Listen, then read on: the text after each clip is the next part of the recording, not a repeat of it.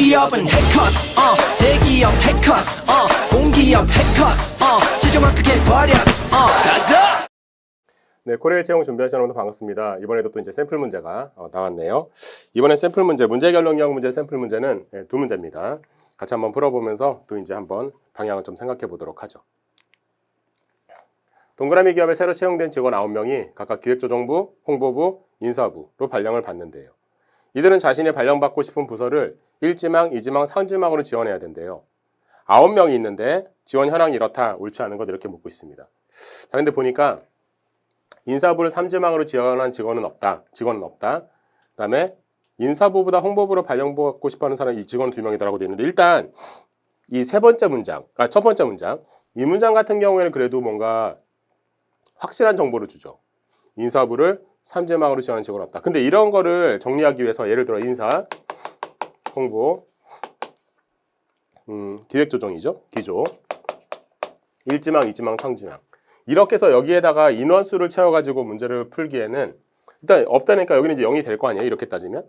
근데 이게 인사부보다 홍보부로 발령받고 싶어하는 사람 직원은 2명이다. 이게 인사부보다 홍보부로 발령받고 싶어하는 거니까 홍보부, 이 홍보부에 1지망하는 사람이 2명이다. 이런 말이 아니죠, 지금. 그죠? 그냥 인사부보다 홍보부를 더 좋아하는 사람이 2명이라는 얘기거든요. 그러면 이렇게 표를 그려가지고는 이 정보를 어떻게 집어넣을 수가 없어요.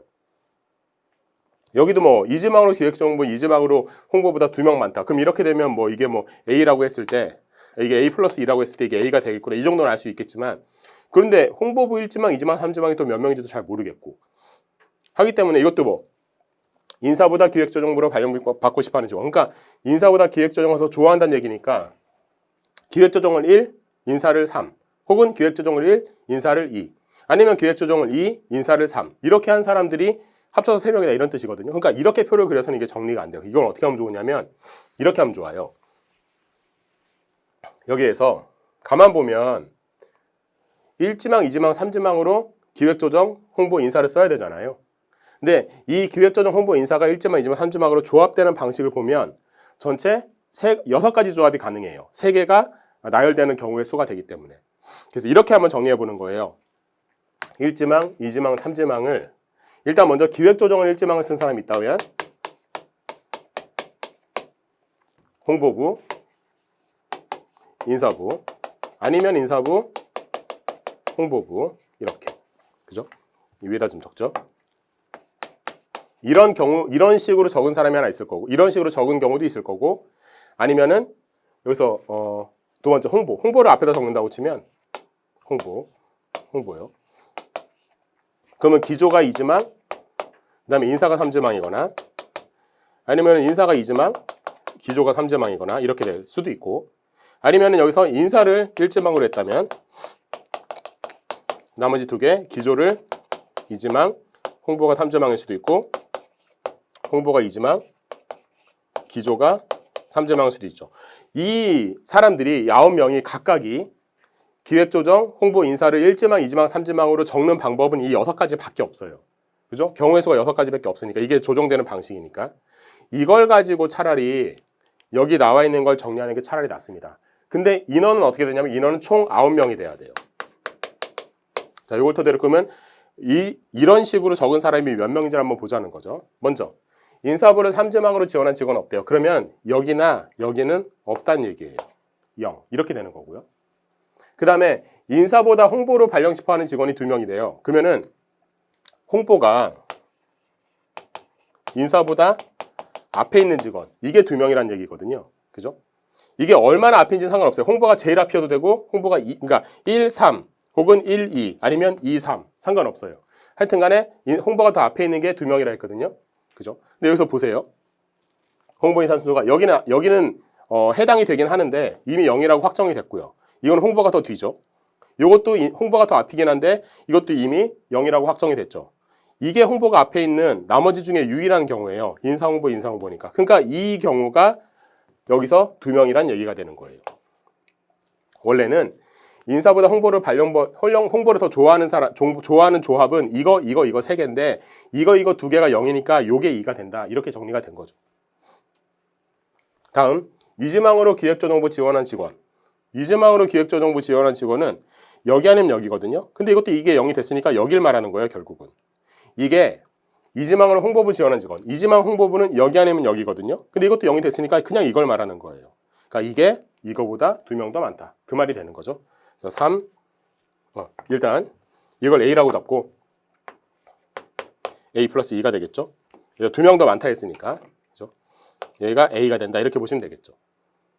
이거는 이제 어떻게 정해져야 되냐면 여기가 정해지면 전체 9명이라는 걸 토대로 그냥 간단한 방정식이 됩니다. 인사보다 기획조정으로 발령받고 싶어하는 사람. 이거는 기조가 인사보다 앞에 있는 경우를 말하는 건데 이것도 경우에서 보면 기조가 인사보다 앞에 있는 거는 하나, 둘, 셋 이 경우를 말해요. 나머지는 인사가 다 앞에 있거든요. 근데 이 3개 중에 이 2개는 이미 0이잖아요. 그죠? 그러니까 이런 사람이 3명이란 얘기는 요게 3명이란 얘기가 되는 거예요. 하나, 둘, 3개 중에 요거 3개 합쳐서 3이 돼야 되니까. 이게 2개가 0으로 확정됐으니까. 그러니까 이게 확정된 것이 나머지의 숫자를 정하는데 되게 결정적인 역할을 많이 한다는 거예요. 자, 그럼 이게 전체가 5명이죠. 여기까지만 따지면. 그럼 이게 합쳐서 4명이 돼야 되죠. 그죠? 여기까지 5명이니까. 그럼 이게 합쳐서 4명이 되려면 300개 가능한 경우가 없죠. 그래서 1명, 3명 이렇게 된다는 겁니다. 결국은 1, 2지망, 2지망, 3지망을 적은 방식이 이런 사람은 하나도 없고 이런 사람이 3명, 이런 사람이 0명, 이런 사람이 2명, 3명, 1명이다. 이런 정보를 준다는 거예요. 이거 가지고 선택지를 보는 거죠. 1번. 1지망으로 인사부 지원한 직원. 이 둘을 말하거든요. 합쳐서 4명이죠? 네, 맞아요. 2번. 홍보부를 1지망으로 지원한 직원은 여길 말하는 거잖아요. 그죠? 가장 적다라고 했는데 이게 2명이거든요. 그죠? 근데 실제로 이거는 3명, 인사는 4명이기 때문에 실제로 가장 적어요. 그래서 맞는 말이 되는 거고. 3지망으로 홍보부 지원한 직원이 가장 많다. 홍보부 3지망은 여기 2개 합치면 이게 6명이거든요. 그죠? 근데 인사 같은 경우는 하나도 없고 기조는 3명이니까 6명으로 가장 많다는 말도 맞아요. 4번.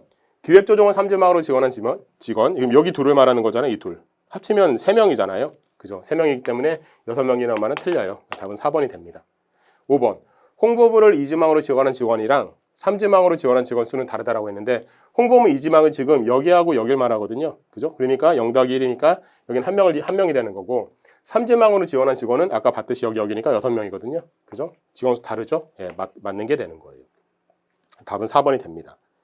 그래서 이 방식은 여기에서 나오는 1지망, 2지망, 3지망이라는 말, 이 말과 여기서 이런 식의 정보들이 정리가 어떻게 돼야 되는가를 좀 생각해 보고 나온 어떤 문제풀이 방법이라 보시면 돼요. 그래서 이 방법은 이게 흔히 쓰는 방법은 아니거든요. 그래서 이번 샘플 문제는 조금 문제 난이도가 좀 있었다라는 이제 평가를 좀 해보고 싶습니다.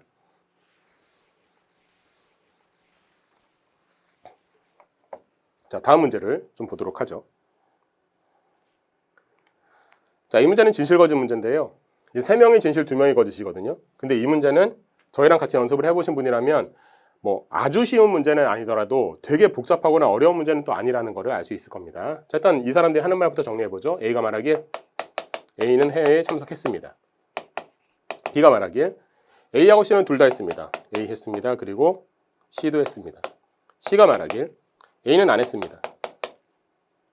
D가 말하길 E만 참석하지 않았습니다. 이렇게 돼 있잖아요. 그럼 이건 이렇게 되겠죠. A, B, C, D는 참석했고 E만 안 했습니다. 그 말이 되는 거죠. E가 말하길 A, D와 저만 했습니다. 이 말은 A 했고 B 안 했고 C 안 했고 그죠? D 했고 E 했고 이 말인 거죠. 그죠? 여기는 여기나 여기 같은 경우에는 나머지에 대한 얘기는 하지 않고 있어요. A는 저는 회의에 참석했습니다라는 말이 나머지가 참석했는지 안 했는지에 대한 정보를 주고 있지는 않아요. 이것도 마찬가지. 둘 다 했다는 말이 나머지가 했는지 안 했는지 모르는 거고 A는 안 했다 그랬지 나머지에 대한 얘기는 하지 않고 있어요. 근데 얘네들은 그런 얘기를 다 하고 있는 거죠. 지금.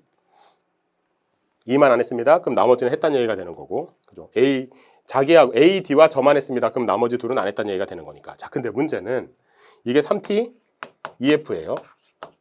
근데 몇 명이 회의에 참석했는지 나오질 않아요. 애초에. 어떻게 문제를 풀어야 되냐? 우리는 요걸 찾으러 가야 돼요.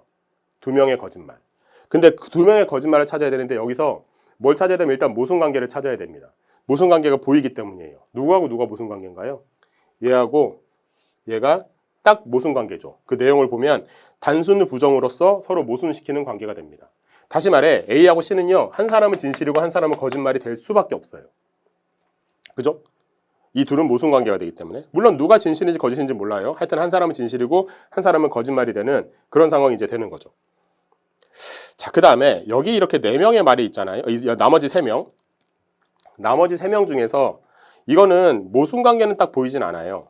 근데 여기서 누군가가 진실인지 거짓인지 좀 가정해가지고 그 사람이 진실이거나 거짓일 때 나머지가 진실인지 거짓인지를 보는 그 방법을 하나 생각해 보려고 하거든요. 자, 이걸 한번 해볼게요. 여기에서 이 두 사람의 말을 보세요. 이 두 사람의 말은 동시에 진실일 수가 없어요. 그죠? 이게 지금 되게 복잡한데 얘는 2만 안 했다고 했고 얘네 둘이 안 했다고 했잖아요. 그럼 얘네 둘은 동시에 진실인 경우는 안 됩니다. 그러면 생각해보면 이 두 사람의 말이 진실인지 거짓인 여부를 생각해보면 얘만 진실이거나 아니면 얘만 진실이거나 둘 다 거짓이거나 이 세 가지 경우가 가능하다는 거거든요. 일단은. 근데 여기에서 안 되는 게 뭐가 안 되냐면 이건 또 안 돼요. 왜 안 될까요? 두 개가 다 거짓말이 돼버리면 거짓말이 2명이라는 이 조건에 어긋납니다. 여기 이미 거짓말이 하나가 있기 때문에 이렇게 둘 다 거짓말이 될 수는 없는 거거든요. 이 얘기예요. 얘네 둘이 동시에 진실일 수도 없다. 그리고 문제 조건 때문에 이건 내용상이요. 내용상 둘이 동시에 진실일 수는 없다. 그리고 문제 조건 때문에 이미 여기 거짓말이 하나 있으므로 얘네들이 동시에 거짓말일 수도 없다. 그러면 결국 어떤 상황밖에 안 돼요. 여기서도 진실 하나, 거짓 하나를 이 둘이가 하나씩 나눠 갖는 상황이 되는 거예요. 그런데 이 둘 중에 누가 진실인지 거짓인지 모르죠. 이 둘 중에도 누가 진실인지 거짓인지 모르죠. 근데 어떻게 할까요? 근데 여기에서 확실하게 진실인지 거짓인지 밝혀지는 사람이 하나 나와요. 그게 누구예요? 얘예요. B 같은 경우는 어쨌든 거짓말은 여기 중에 하나 있고 여기 중에 거짓말이 하나가 있기 때문에 거짓말 진실이 3개니까 그럼 진실 여기 하나, 여기 하나. 또 나머지 하나의 진실은 여기가 진실이 될 수밖에 없다는 거죠. 따라서 A, B, C, D, E가 있다고 할 때 요건 진실인 게 확실하거든요. 요거는. 따라서 A하고 C는 참석했다는 걸 알 수 있어요. 그러면 뭘 할 수 있냐? 이게 진실이기 때문에 이게 진실이 되고, 그죠? 여기다 넣을까? 이게 진실이 되고, 얘는 진실인 게 이미 나왔고, 얘는 거짓말이죠. 왜냐면 A는 지금 참석했으니까요. 자, 그 다음에 여기 잠깐 지울게요. 여기서도 보면 이 둘 중에 누가 거짓말인지 알 수 있어요. 왜냐면 이미 C는 참석한다는 걸 알았거든요. C가 참석하기 때문에 C가 참석하지 않는다고 말한 얘는 거짓말한 게 돼요. 그럼 이게 진실이 되겠지. 그죠? 이 진실이 되기 때문에 결국 이게 맞는 말이 되고 E는 참석 안 했고 나머지는 참석했다. 이렇게 되는 거예요. 그죠? 그래서 문제에서 묻고 있는 건 참석하지도 않았고 거짓말하고 있는 사람. 참석하지 않은 사람은 E. 그리고 진실 거짓 여부는 T, T, FTF잖아요. TT, FTF죠. 이렇게 되니까 거짓말도 한 사람도 역시 참석하지 않았으면서 동시에 거짓말한 사람은 E가 된다. 해서 여기서 답은 3번 이렇게 된다고 보시면 되는 겁니다. 진실 거짓 문제에서 이게 어디가 이게 까다로운 지점이냐면 일단 이거는 몇 명이 참석했는지 모른다는 게 까다로운 지점이었거든요. 그래도 모순관계, 그 다음에 제가 이제 어긋나는 관계, 반대관계라고 표현하기도 하는 이런 관계들을 이용해서 누가 진실이냐 거짓이냐를 가려내는 게 아니라 그런 사람들을 지워내고 나면 확실하게 진실인 한 사람이 나오는데 그 사람으로부터 얘기를 이어나가면 누가 진실인지 거짓인지 결정된다. 이런 식의 문제풀이였고 이 문제풀이법은 진실거짓에서 상당히 자주 쓰는 풀이법이기 때문에 여러분께서도 연습을 해두시면 좋겠다라고 보시면 되겠습니다. 이 역시 마찬가지로 그 전에 나왔던 코레일에서 나왔던 문제 유형들에 비해서는 조금 난이도가 있었던 진실거짓 문제였다고 보시면 되겠습니다. 됐죠? 이렇게 해서 같이 두 문제를 한번 풀어봤거든요.